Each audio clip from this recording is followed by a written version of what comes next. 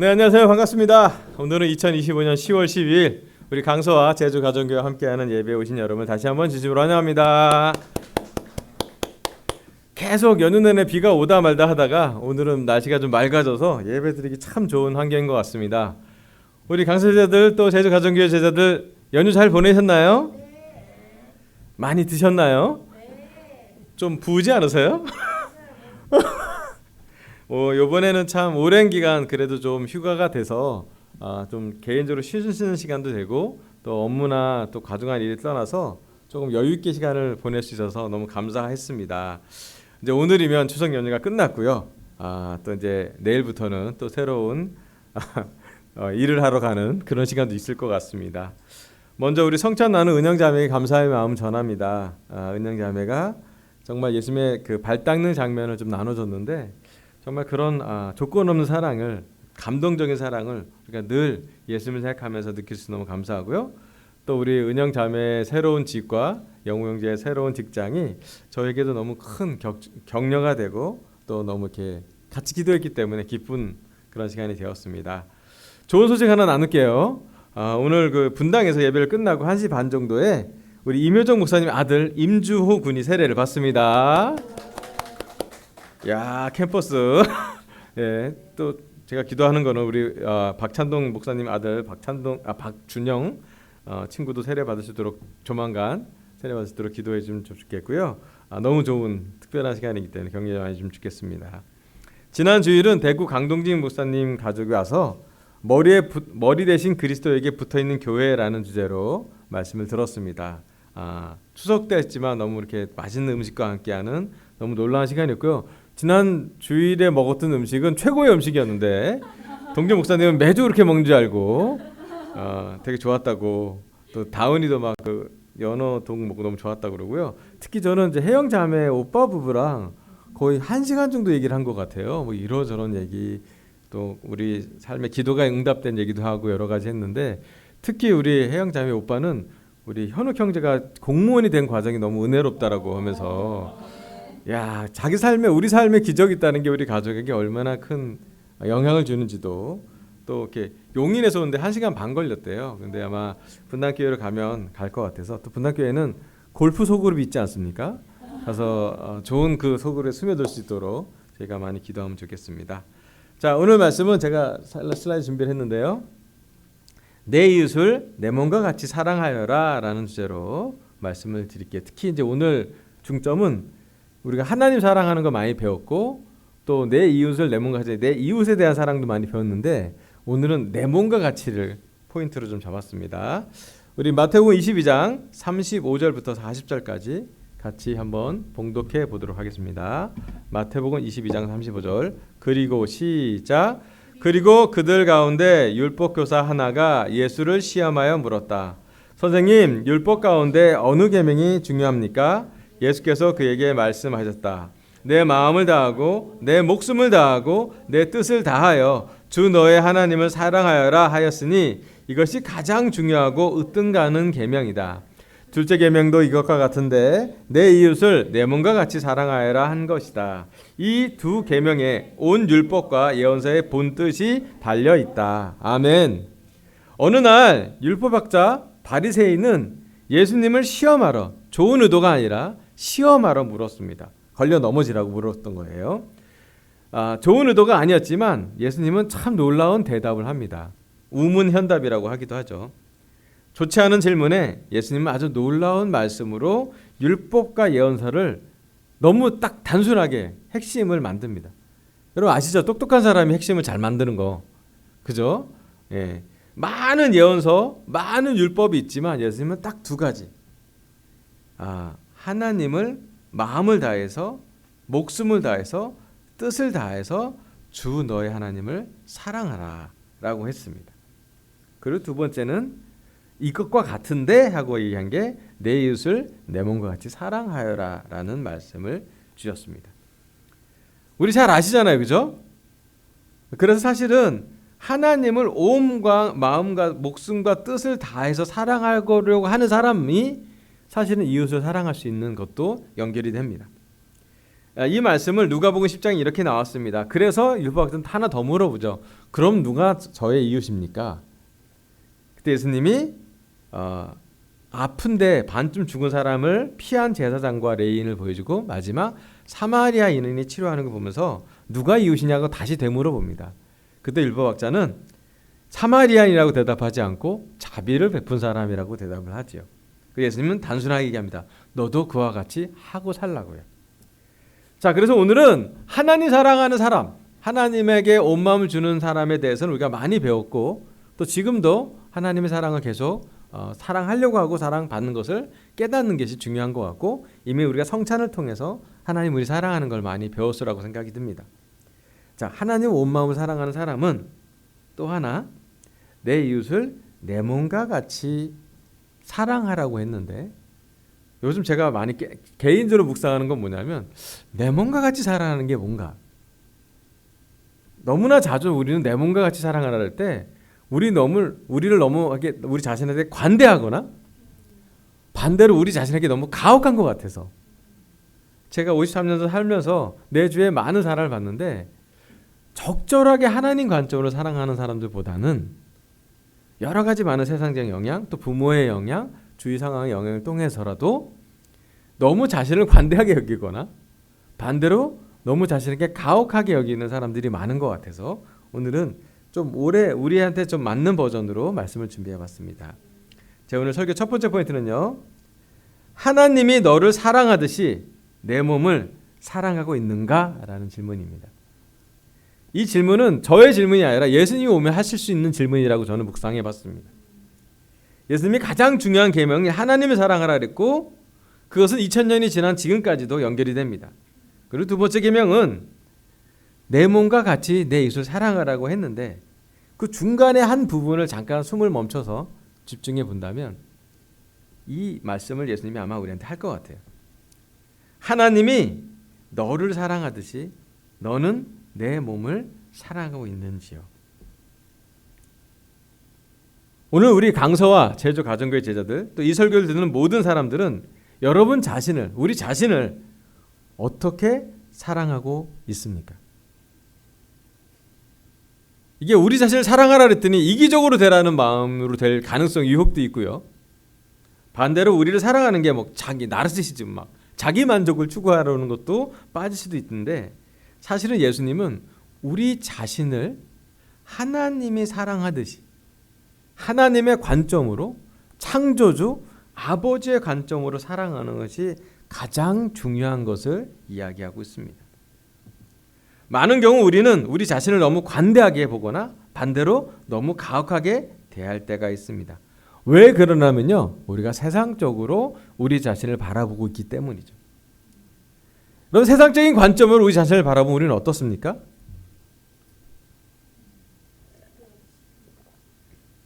여러분 세상적인 눈으로 우리를 좀 바라보세요. 어떠세요 우리? 자, 능력이 없어요. 늙었어요 또? 여러분 주위에 많이 듣는 얘기 하시면 돼요.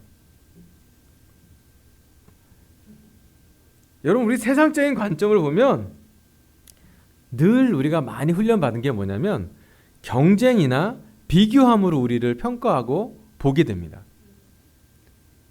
참 신기해요. 우리나라는 경쟁을 되게 자연스러운 현상으로 받아들이는 문화가 있어요. 그렇지 않습니까? 여러분 그 학창 시절에 학교 갈 때 가장 먼저 배우는 게 등수잖아요. 또 가장 많이 보는 시험이 어떤 정답에 가까운 우리 정답이 몇 점 나왔는지에 대해서 우리는 측정하고 살잖아요. 학창 시절만 그렇습니까? 대학을 나가고 직장을 가면 어떻습니까? 인사고과를 가든 또 직장에 들어가는 것부터가 사실은 무한 경쟁에 우리가 놓여져 있다고 생각합니다. 사실은 비교와 경쟁에서 대한민국 사회는 떠날 수 없는 구조로 살고 있습니다. 그래서 우리가 세상적으로 빨리 적응하면 적응할수록 이 사회에 적응하면 적응할수록 물론 비교와 경쟁의 순기능도 있어요. 건강해지고 능력 있어지고 뭐 이렇게 뭐 여러 가지 많은 노력도 하게 돼요. 하지만 이 구조로 살다 보면 어떤 구조로 가게 되냐면 아주 소수의 교만한 사람과 아주 다수의 실패감 있는 사람으로 세상은 구성됩니다. 그렇지 않습니까? 이 구조는 예수님 시대와 별다르지 않아요. 아주 소수의 특권층과 왕족이든 황제 가족이든 지배층과 아주 많은 다수의 실패감 많은 억울한 뭔가 열등한 감을 평생 가져가는 사람들의 모임으로 이 한 세상을 끝나게 됩니다. 그게 2000년 전이나 지금이나 별반 다를 바 없어요. 대한민국만 그렇습니까? 요즘 뉴스를 보거나 매체를 보면 미국도 별반 다르지 않은 것 같아요. 기독교가 시작된 국가가 그렇게 될 수도 있어요. 어쩌면 우리 삶에 세상적인 관점으로 우리를 바라본다라는 것은 시간이 가면 갈수록 우리 자신에게 좀 더 가혹하거나 우리 자신을 좀 더 해치는 또는 우리 자신을 너무나 갈 곳 없게 만드는 곳으로 우리를 몰아가고 있는지 생각이 듭니다. 하지만 예수님이 얘기합니다. 율법서와 예언서에 하나님을 온 마음으로 사랑하는 사람, 하나님 사랑을 이해하는 사람, 하나님 사랑의 무조건 사랑을 불쌍히 여김을 은혜를 아는 사람은 조금 다른 각도가 있다고 얘기합니다. 하나님은 성과급으로 우리를 사랑하지 않습니다. 그렇게 볼 때도 우리가 많지만 하나님은 돌아온 탕자를 맞이하듯이 은혜롭게 우리를 바라봅니다. 어떻게 보면 하나님의 관점으로 보면 하나님의 기준에 근거한 사람이 하나도 없어요. 단 하나 예수님밖에 없습니다. 하나님 근처에 갈 사람, 하나님과 함께할 분이 예수님 한 분밖에 안 계세요. 우리 모두는 하나님에 가까이 갈 수 없는 첫 번째는 유한한 존재고요. 죽는 존재죠. 임시적인 존재고요. 또 하나는 죄 많은 존재입니다. 그런데 죄 많은 우리를 하나님의 말씀을 통해서 새로운 관점으로 우리는 변화되어서 하나님의 관점, 말씀의 관점으로 우리를 자꾸 보게 됩니다. 자, 하나님의 관점으로 우리를 보면 우리가 어떤 사람들입니까? 네, 하나님의 관점으로 보면 우리는 아들과 딸들이에요. 여기 있는 부모들한테 말씀 전합니다. 여러분 아들과 딸들이 어떤 존재입니까? 100점 나와야 여러분 기쁩니까? 조금 기쁘긴 해요. 자랑할 게 있으니까 솔직히. 하지만 학교를 나가는 것만으로 건강한 것만으로도 감사하지 않습니까? 우리가 아이 태어날 때 손가락 5개 발가락 5개만 된 것도 감사하다고 그러지 않았습니까? 우리가 아이가 뭔가 잘해서가 아니라 아이들이 우리 옆에 있고 우리의 가족인 것 자체가 소중하지 않습니까? 아버지는 그렇습니다. 어머니는 그렇습니다. 사랑하는 존재들입니다. 하나님 우리를 에베소서의 작품이라고 했습니다. 무슨 작품이 이렇게 못났나요? 달리기도 못하고 영어도 잘 못 외우고 수학도 잘 못 푸는데 하나님은 이상하게 우리랑 좀 안 맞는 말을, 우리한테 좀 맞지 않는 옷을 입힙니다. 작품이래요. 왜? 예수님을 옷을 입고 있기 때문에. 하나님의 관점으로 우리를 바라본다면 새로운 피조물이래요. 옛것은 지나갔다고요. 우리 죄가 주홍빛같이 많아도 예수님 때문에 흰 눈보다 더 정결해질 거라고 얘기합니다. 그렇게 깨끗한 사람들이 아닌데. 지난주 죄 많이 졌는데요. 너무 많이 먹어서 살쪘는데요. 아니요, 하나님은 오늘 우리가 있는 그대로 우리를 사랑하십니다. 하나님 관점으로 자기를 본 한 성경의 인물이 있습니다. 우리 시편 139편 13절부터 16절까지 같이 한번 읽어보도록 할게요. 다윗의 시편인데요. 13절 주님께서 시작. 주님께서 내 장기를 창조하시고 내 모태에서 나를 짜 맞추셨습니다. 내가 이렇게 빚어진 것이 오묘하고 주님께서 하신 일이 놀라워 이 모든 일로 내가 주님께 감사를 드립니다. 내 영혼은 이 사실을 너무도 잘 압니다. 은밀한 곳에서 나를 지셨고 땅속 깊은 곳 같은 저 모태에서 나를 조립하셨으니 내 뼈 하나하나도 주님 앞에서는 숨길 수 없습니다. 나의 형질이 갖추어지기도 전부터 주님께서는 나를 보고 계시며 나에게 정하여진 날들이 아직 시작되기도 전에 이미 주님의 책에 나를 기록하였습니다. 아멘. 다윗이라는 한 인물이, 다윗이라는 성경의 한 왕이 또는 양치기가 하나님이 자기를 어떻게 만드셨는지를 기록한 시편입니다. 저는 저희에게 가장 안정감 있는 말씀 중에 하나가 바로 이 말씀인 것 같습니다. 우리가 외향적이든 내향적이든 운동을 잘하든 못하든 공부를 잘하든 못하든 직장에서 인정을 받든 받지 않든 다윗은 이 하나를 기억했어요. 정말 그럼 다윗은 가정에서 인정받고 살았나? 그러지 않았습니다. 이세의 아들 중에 존재감 없는 막내 아들이 다윗이었어요. 세상적인 관점으로 그는 멋있지 않았습니다. 그가 하는 일도 놀랍지 않았습니다.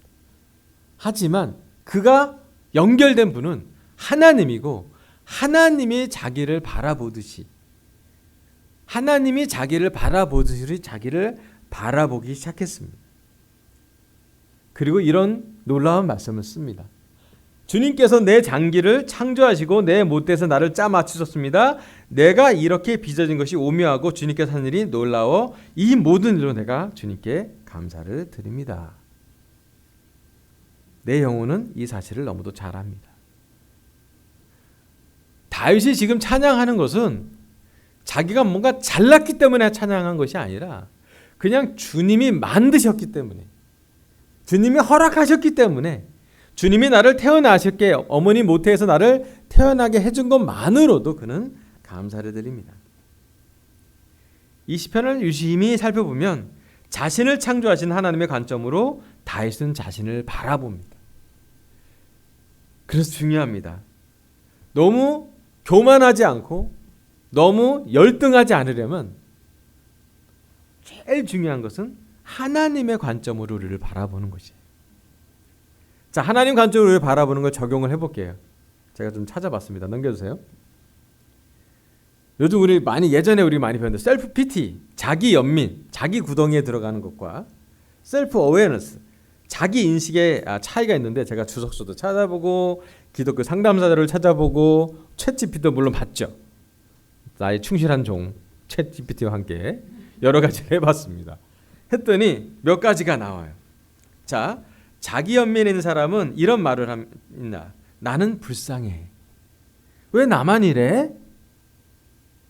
하지만 자기 인생인 사람은 지금 내 안에 이런 감정이 있구나. 조금 객체화된 걸 볼 수 있죠. 근거는 자기 연민인 사람은 감정 중심이기 때문에, 자기 센터이기 때문에 상처나 피해의식, 더 강한 감정으로 휩싸입니다. 여러분, 우리 긍정적인 감정보다 부정적인 감정이 훨씬 강한 거 아시죠? 예, 뉴스도 부정적인 뉴스가 더 빨리 퍼집니다. 사람들 영향이 그렇습니다. 하지만 자기 인식은 사실과 진리 중심 또는 현실을 인식한다고 볼 수 있습니다.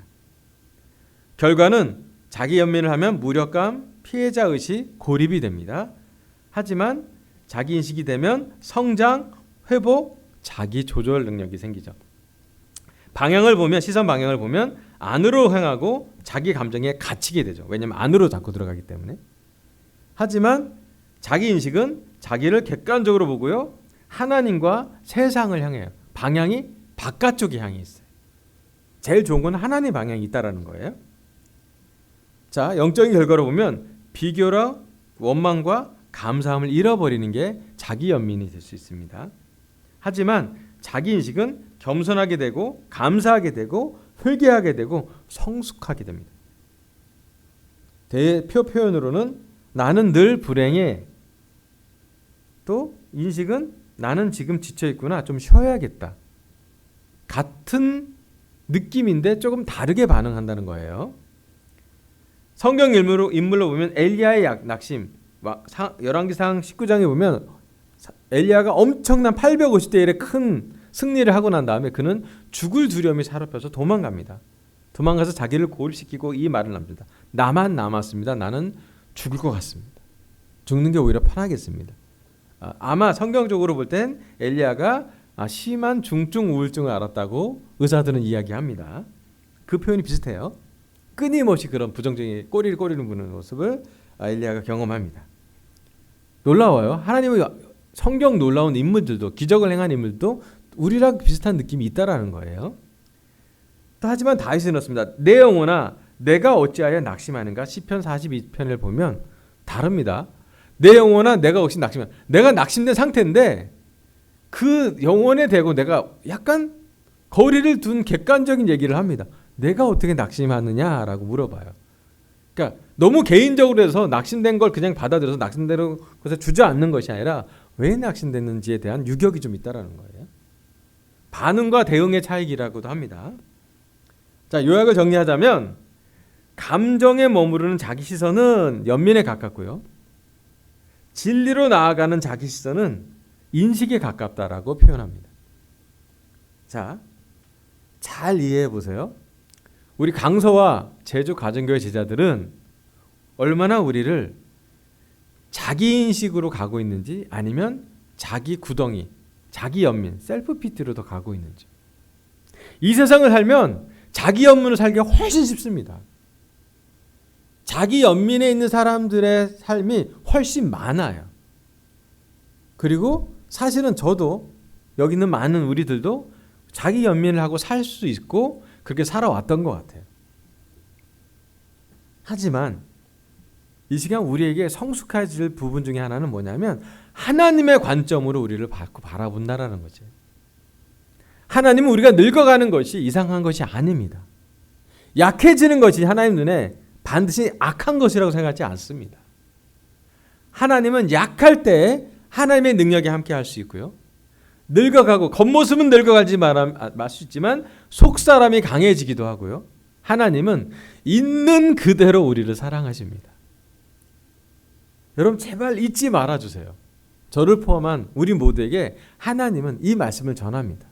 내가 너를 사랑하듯이, 내가 너를 보듯이, 내가 너를 취급하듯이, 대우하듯이 너도 너 자신을, 내 몸을, 내 마음을, 내 정신을, 내 영혼을 그렇게 대하라고. 여러분 잊지 마십시오. 하나님의 아들, 딸로서 하루를 살면 세상에 있는 나보다 훨씬 사랑받고 사는 것입니다. 비교나 경쟁이 아니라 죄의 상급과 결과가 아니라 은혜 속에 우리가 살 수 있도록 마음을 잘 챙기시길 바랍니다. 놓치지 말기 바라요. 물론 자기의식을 한다고 해서 현실을 놓치거나 진리를 외면하는 것이 아닙니다. 잘못한 건 잘못한 거예요. 하지만 완벽한 진리와 완벽한 은혜가 공존할 때 우리는 균형 잡힌 삶을 살게 됩니다.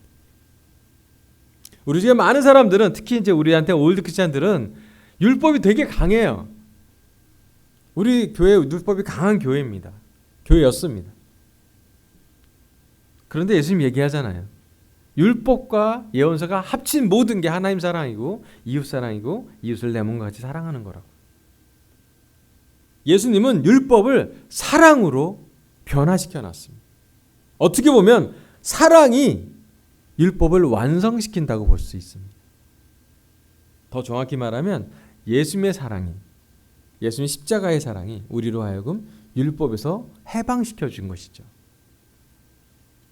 여러분 자기 연민과 자기 인식을 잘 구분해서 하나님 관점으로 우리 자신을 바라보고 살아가는 것을 훈련해야 합니다. 자연스러워지는 거 아니에요.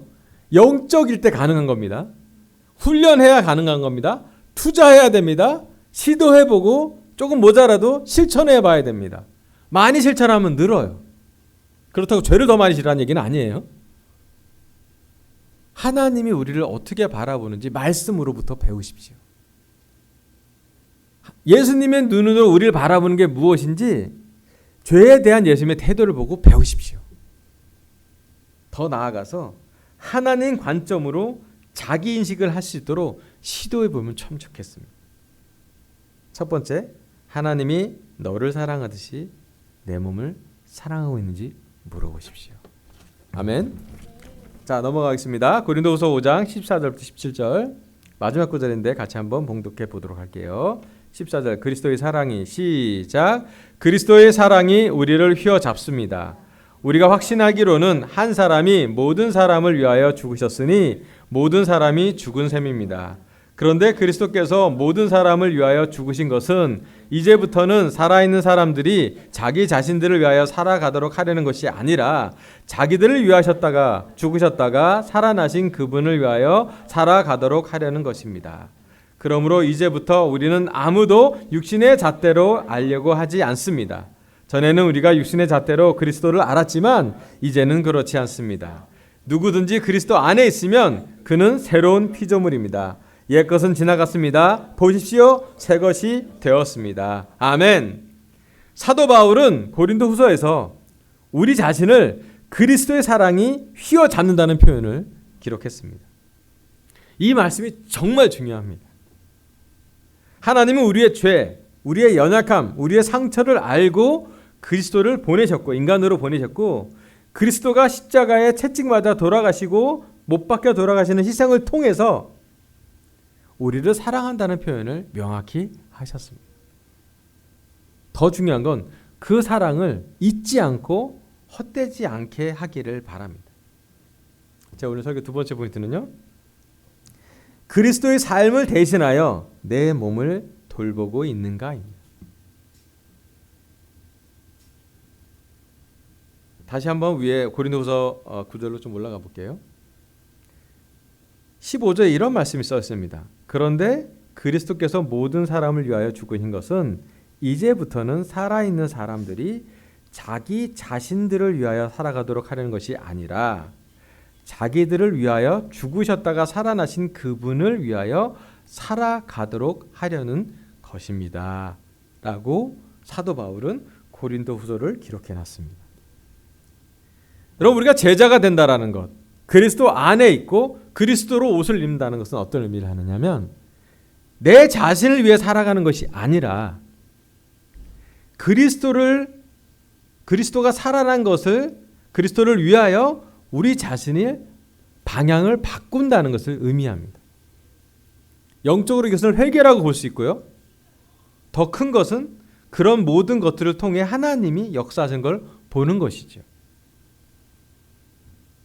무슨 물이 계속 흘러나오는 소리가 괜찮겠죠?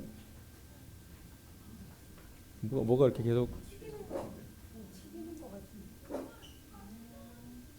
괜찮아요? 다행이네요. 뭐 튀기는 소리가 무르는 소리를. 자, 다시 한번 들어가 볼게요. 여러분, 우리가 우리 자신을 위하여 산다라는 것은 계속 뭔가 우리를 채우려고 하고 만족시키려고 하고 부어 넣는 삶을 하겠죠. 우리 자신한테. 근데 참 이상한 건 그렇게 할수록 우린 중독됩니다. 더 큰 자극을 원하고요. 더 짜릿함을 원해요. 도파민 중독이라고 표현도 하고요. 도파민이 좋은 물건이긴 한데 더 자극이 강해져야 돼요. 그래서 도파민을 짧은 시간에 막 배출되는 그런 현상들을 우리는 중독적인 현상으로 갑니다. 네, 성적인 중독이 있고요. 도박 중독이 있고요. 게임 중독이 있고요. 요즘 뭐 쇼폼 이런 거 스마트하게 많이 중독이 생기고요. 막 스마트폰이 없으면 막 흔들거리잖아요. 여러 가지 중독으로 우리는 많이 돼요. 때로는 우리의 감정의 중독도 있습니다. 내가 좋아하는 감정만 계속 붙잡고 싶은 거 있잖아요. 그런데 우리 자신을 채우려고 하는 것 잠깐 놔두고 그리스도처럼 살고 또는 그리스도를 대신한 삶이라는 것을 이해하는 순간 우리 삶이 좀 바뀝니다.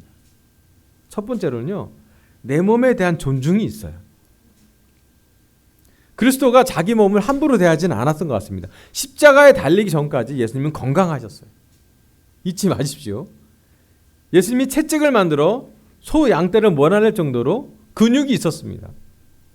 정서적으로 예수님, 육체적으로 예수님, 영적으로 예수님 건강하셨어요. 어쩌면 그래서 많은 의학자들은 의사 선생님은 39대의 매를 맞아서 참으신 것도 사실은 건강했다라고 표현도 합니다. 예수님은 자신의 영을, 자신의 마음을, 자신의 정신을 사람들에게 맡기지 않았다고 요한복음 기록합니다. 오늘 이 시간 우리 강서와 제주 가정교회에 적용시켜 볼게요. 여러분, 오늘 이 시간 우리의 마음을, 우리의 몸을, 우리의 영을, 우리의 감정을, 우리의 정신을 혹시 우리 자신만을 위해 세우고 산다면 어쩌면 우리는 실패하고 있는 것일 거예요. 반대로 우리의 몸을, 우리의 마음을, 우리의 영을, 정신을 그리스도와 조금이라도 연결해 본다고 한다면 거기에 하나님의 은혜가 있을 것입니다. 아까도 제가 환영할 때 얘기했지만 캠퍼스 임주호 형제가 세례를 받으려고 하는데요. 거기에는 임효정 목사님 가정의 노력도 있을 거고요. 박찬돈 목사님의 노력도 있을 거고요. 박재원 형님의 노력도 있었고요. 거기 희성이, 민준이, 태경이, 동규 많은 사람이 들어갔어요. 그 모든 사람이 그리스도를 대신해서 주호에게 예수님을 전한 것이겠죠. 여러분 오늘 시간 우리 강서와 제주 가정교회 제자들에게 묻고 싶습니다. 여러분 언제 우리가 가치 있다고, 언제 우리 존재가 소중하다고 느껴본 적이 있나요? 언제예요? 나는 내가 좀 가치 있게 느껴본 적이 있다. 교만하게 멋있다가 아니에요. 좀 다른 얘기예요. 다른 사람이 도움이 됐을 때. 또 세례 받을 때. 또 저는 우리 모두가 한 번 이상은 가치 있게 느껴보는 게 딱 한 번은 세례 받을 때, 내가 예수님 대신에 살았으니 너무 나는 가치 있는 존재구나 느꼈을 거예요. 그렇지 않습니까? 예수님 우리를 대신해 돌아가셨으니. 두 번째로는 누군가 우리 통해서 예수님을 좀 알게 되는 걸 볼 때예요. 그렇지 않습니까? 누군가의 성역 공부에 들어가서 조그만 우리가 간증을 하거나 증언을 할 때, 또는 그 성역 공부 한 친구가 이렇게 회개하고 신기하게 우리가 나눈 말씀을 듣고도 말씀을 바꿔서 인생을 바꿀 때, 그 인생을 바꿔서 세례를 받았습니다. 그 인생을 바꿔서 세례 받은 친구가 또 다른 친구를 세례를 줍니다. 그 와중에 세례 받은 과정을 같이 나눕니다. 몇 대에 걸친 그런 나눔이 가치 있게 느껴질 때가 있어요. 여러분 그리스도의 삶을 대신해서 우리 몸을 돌보는 것이 우리가 죽을 때까지 가야 될 미션입니다. 여러분 예수님의 멍에를 메고 사는 것을 평생 할 수 있는 것이 우리의 미션입니다. 핵심은 뭐냐면 예수님이 멍에를 같이 맨다는 걸 아는 거예요. 우리를 따로 버려두지 않으시고 세상 끝날까지 함께 너희랑 있겠다고 약속하신 분은 예수님입니다. 예수님이 오늘 우리가 느끼는 그 부담감, 우리가 느끼는 죄책감, 우리가 느낀 직장에서의 과중한 업무의 느낌, 우리가 느낀 피곤해서 회복 안 돼서 느끼는 그 무력감, 같이 다 느끼면서 한 가지 얘기한 건 멍에를 같이 매자고요. 힘들지만 예수님이 한 발짝 걸어갈 때 우리도 한 발짝 같이 걸어가면 돼요. 예수님만 걸어가면 빽빽빽 원운동밖에 못 하잖아요. 예수님이 한 발짝 걸을 때 우리가 한 발짝만 더 걸어간다면 큰일 하신 거예요.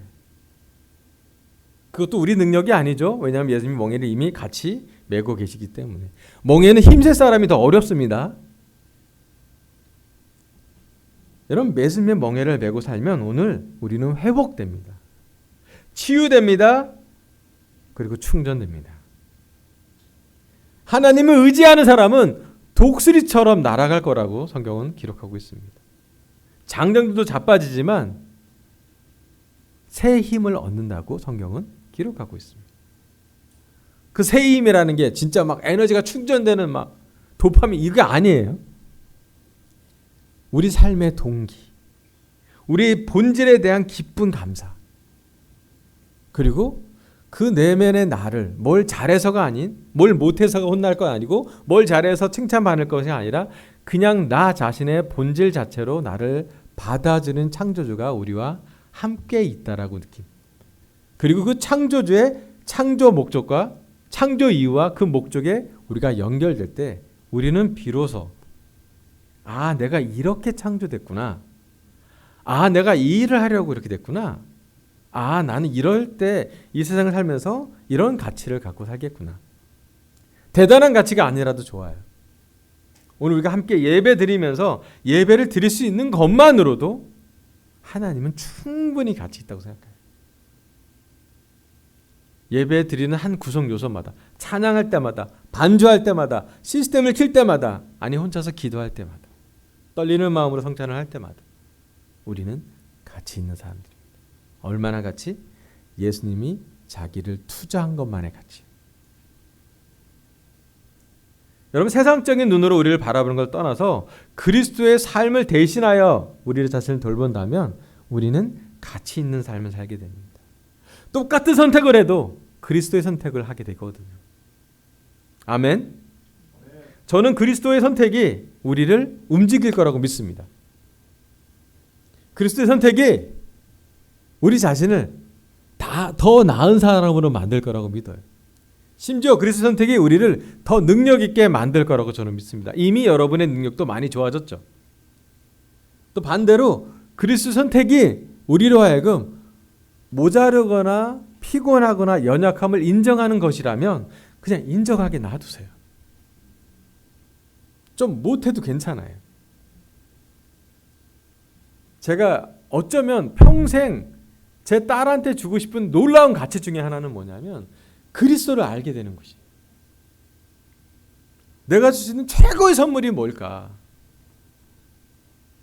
에리는 그 최고의 선물이 돈이라고 늘 생각하지만 아빠 더 주시면 더 좋아요. 근데 네, 다 그래요. 지금 우리도 그런지도 몰라요, 하나님께. 그런데 정말 최고의 선물은 성령님이고요. 최고의 선물은 그리스도의 마음으로 하루를 사는 것이에요. 여러분, 그리스도의 멍에로 하루를 살 수 있는 것, 그리스도의 기도로 하루를 시작할 수 있는 것, 그리스도의 이름으로 나를 바라볼 수 있다는 것. 여러분, 우리가 죄에서 이길 수 없지만 죄의 유혹이 강할 때 그 강한 그 시간에 예수님의 사랑을 집중한다 할 수 있다면, 죄의 그 수많은 유혹이 있는데 막 내 살결을 파고들고 내 머리를 집어삼키고 내 육신을 파고들 때 하나님 저를 좀 불쌍히 여겨주세요 라고 하는 그냥 지친 마음의 기도 한 번이 우리 삶을 얼마나 바꾸는지요. 제가 어제 좀 특이한 경험을 했어요. 설교 준비를 다 마쳤더니 보통 설교 준비 잘 마치면 기뻐지거든요. 야, 일 하나 끝났다 라고 생각해서 기뻐지는데 설교 준비를 마치는데 갑자기 가슴이 벌렁벌렁 뛰고 막 숨이 막히고 막 흉통이 넘어오는 거예요. 가슴이 너무 아파요. 그분이 오셨어요. 공황장애가.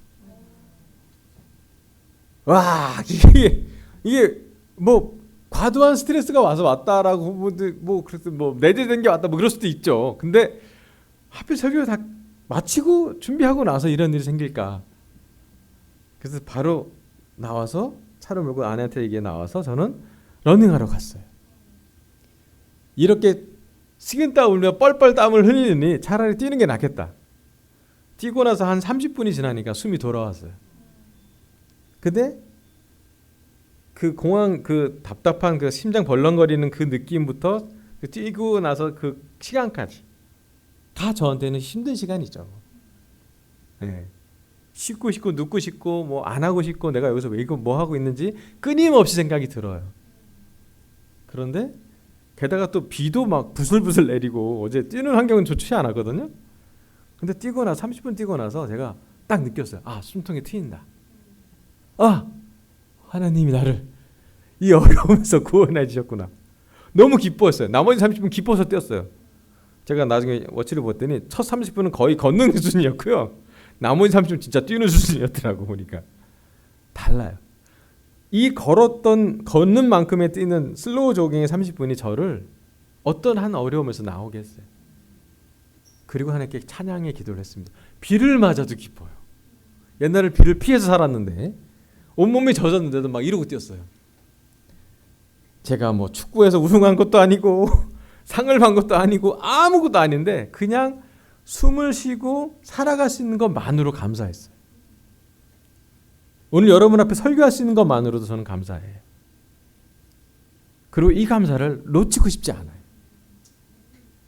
너무 많은 걸 해서 너무 놀라운 일을 해서, 너무 가치 있는 일을 해서 기쁜 게 아니라 그냥 오늘 하루 사는 것에만 감사. 오늘 그냥 예배를 드릴 수 있는 것만으로 감사. 성찬을 하는 것만으로 감사.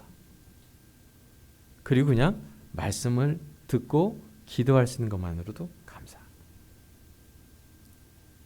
여러분, 우리의 본질의 감사를 놓치지 않았으면 좋겠습니다. 다윗은 그걸 놓치지 않았어요. 사도 바울은 그것을 놓치지 않았어요. 우리는 은혜롭게 우리를 대할 줄 알아야 합니다. 물론 심장박장이 있는 그 상황에서 뛰는 게 은혜롭게 날 대한지 모르겠지만 가혹하게 대한 걸 수도 있어요. 하지만 그 뒤의 시간은 저로 하여금 기쁘게 하나님을 찬양하게 했고 감사하게 하나님을 찬양했고 돌아와서 아내한테 얘기했어요. 이제 좀 끝났다고. 이 가슴 그 울렁거림이 끝났다고 되게 감사하다고 얘기를 했어요. 아내도 되게 안심했어요. 되게 좋지 않은 상태로 나가는 걸 봤기 때문에. 나는 왜 이런 일이 저한테 벌어졌는지 잘 모르겠어요. 뭐 스트레스가 내재된 걸 파악해 보기도 해야겠죠. 하지만 어떻게 스트레스가 생겨서 내가 여기 온 것도 되게 중요하지만 이것을 헤쳐나간 과정이 나한테 있다는 것은 더 중요한 것 같아요.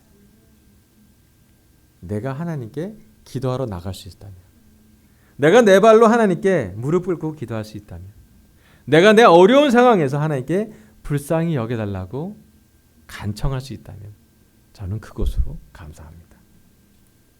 오늘 하루 예수님이 나라면 나는 어떻게 살았을까 한번 묵상해 보길 바랍니다. 마지막 슬라이드 넘겨주세요. 오늘 하나님은 내 이웃을 내 몸과 같이 사랑하여라. 특히 내 몸과 같이에 대한 설교를 전하겠습니다. 첫 번째, 하나님이 너를 사랑하듯이 내 몸을 사랑하고 있는가? 하나님의 관점으로 자기 인식을 하며 내 몸을, 내 영을, 내 정신을, 내 감정을 사랑하기로 결정하면 좋겠습니다. 두 번째, 그리스도의 삶을 대신하여 내 몸을 돌보고 있는가? 오늘 하루 예수님이 나라면 나는 어떻게 살았을까 묵상해 보길 바라고 설교를 마치겠습니다. 감사합니다.